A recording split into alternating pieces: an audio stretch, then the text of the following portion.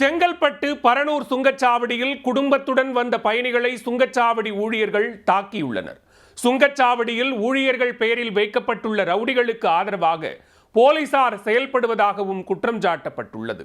பயணிகளுக்கு நடந்தது என்ன?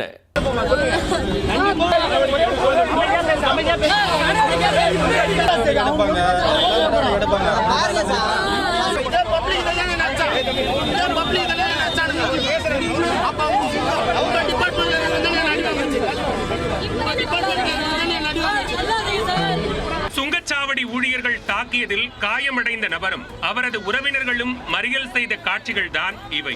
நடந்தது என்ன? சென்னை சித்தாலப்பாக்கத்தைச் சேர்ந்த முருகன், அவரது மைத்துனர் பாலு ஆகியோர் தங்களது குடும்பத்துடன் செஞ்சையில் உள்ள உறவினரின் வீட்டிற்கு டாடா ஏஸ் வாகனத்தில் சென்றுள்ளனர். செங்கல்பட்டு பரனூர் சுங்கச்சாவடிக்கு வாகனம் வந்தபோது பாஸ்டாகில் பணம் இல்லை என்று ஊழியர்கள் தெரிவித்துள்ளனர். பாஸ்டாகில் பணம் இருப்பதாகவும் 2 மணி நேரத்திற்கு முன்புதான் ரீசார்ஜ் செய்ததாகவும் முருகன் தெரிவித்திருக்கிறார். பின்னர் சுங்க கட்டணத்தை இ-பாஸ் மூலம் செலுத்துவதாக கூற சுங்கச்சாவடி ஊழியர்களுக்கும் முருகனுக்கும் இடையே வாக்குவாதம் ஏற்பட்டுள்ளது.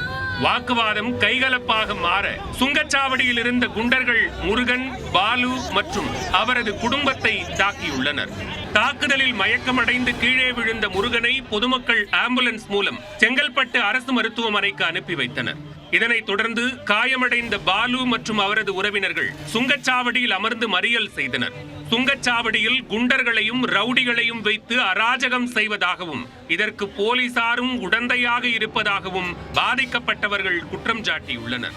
மேலும் பரனூர் சுங்கச்சாவடி காலாவதியாகிவிட்டதாகவும் விதிமுறைகளை மீறி பணம் வசூல் செய்யப்பட்டு வருவதாகவும் அங்கிருந்த வாகன ஓட்டிகள் தெரிவித்துள்ளனர். விவகாரம் பெரிதாக மாறியதை தொடர்ந்து தாக்குதல் நடத்திய குண்டர்கள் அங்கிருந்து தப்பி ஓடிவிட்டனர்.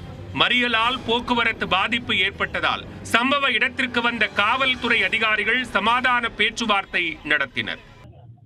அந்த பாஸ் எடுத்துட்டு போயிட்டாருன்ட்டு சரி நான் குசிக்கிறாங்க. சரி போலீஸ்கார் கிட்ட ஊதுனதுக்கு நீ எம்எல்ஏ எச்ச துப்புறியா அப்படின்ட்டு அவர் இது பண்ணி பக்கத்தில் இருந்த டோல்கேட்டில் வேலை செய்கிற எல்லா பசங்களையும் கூப்பிட்டு என்னை அடிக்க வச்சாரு. என்ன அடிச்சது இல்லாமல் என் குழந்தைங்க ஆச்சு. இது பாருங்க எப்படி காது வீங்கி போயிருக்கு பாருங்க. ஒருத்தர் அடிச்சு ஹாஸ்பிட்டலில் அட்மிட் பண்ணி வச்சிருக்கிறாங்க. இப்போ இதுக்கெல்லாம் யார் நடவடிக்கை எடுப்பா? இது நடவடிக்கை எடுக்கலைன்னாக்கா மனித உரிமை சட்டத்தில் நான் கன்ஃபார்மாக நான் இதுக்கு முறையீடு பண்ணுவேன். புது வண்டி சவுண்டு பாருங்க, எல்லாத்தையும் அடிச்சு வச்சிட்டானுங்க, கண்ணாடி தான் வச்சிட்டானுங்க. இதுக்கெல்லாம் யார் ரூல்ஸ் கொடுத்துருக்குறாங்கன்னே தெரில. போலீஸ் வந்தாங்க சொல்லியிருக்கிறாங்க, வாங்கப்பா போயிட்டு கேஸ் கொடுப்பான்ட்டு. கேஸ் கொடுத்தாக்கா என்ன நடவடிக்கை எடுப்பாங்கன்ட்டு அவங்களுக்கு தான் தெரியும்.